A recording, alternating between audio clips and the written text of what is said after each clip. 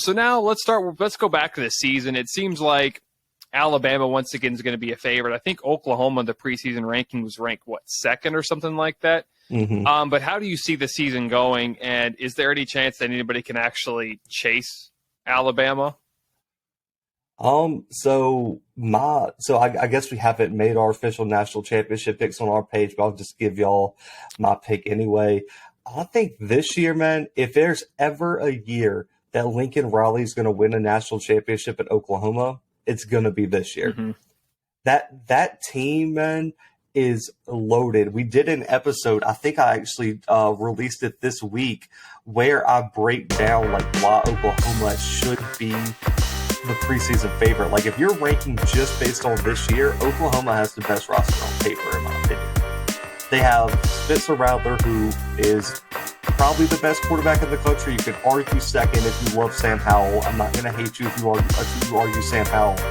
But when you look at the opening here, because if you're a college football, you research and know about college football, when's the last time that 3 of the top 4 teams were replacing quarterbacks and had first-year starters? You have Bryce Young at Alabama. Now, given he's a 5-star, arguably one of the best quarterbacks in the country already, and if he lives up to the hype, no worry for Alabama.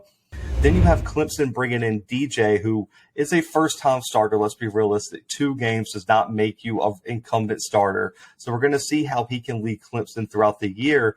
And then you still have a quarterback battle raging, even though the favorite looks to be C.J. Stroud at Ohio State. You have Quinn Ewers. You have Jack Miller. You have C.J. Stroud. You have like a 4-person quarterback battle raging in Ohio State.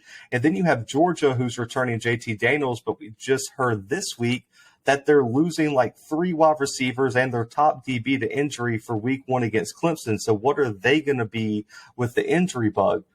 All these contenders have huge question marks. And when you look at Oklahoma, they have the returning quarterback. They're all Big 12 running backs coming back. The offensive line's all coming back. Their wide receiving units all coming back.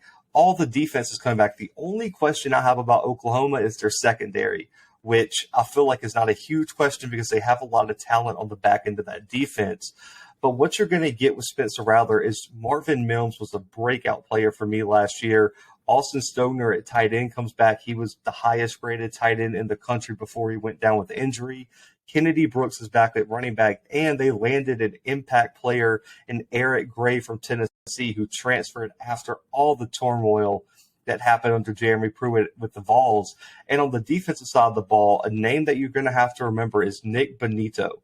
He's an edge rusher out of Oklahoma and had the highest pass rush win rate, had the most pressures, and it might be the number 1 defensive lineman drafted next year out of college. Right out there with Kayvon Thibodeau out of Oregon. So right now, Oklahoma for me is looking like a really, really strong team.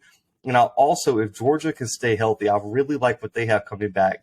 They were a different team after JT Daniels took over last year, where they won out at the end of the season. JT Daniels threw 10 touchdowns and 2 interceptions in only 4 games, and Kirby Smart has made some questionable QB choices. JT Daniels would be the best quarterback to start a game for Kirby Smart since he's been at Georgia. So I think this year, Oklahoma and Georgia are 2 teams you need to watch out for.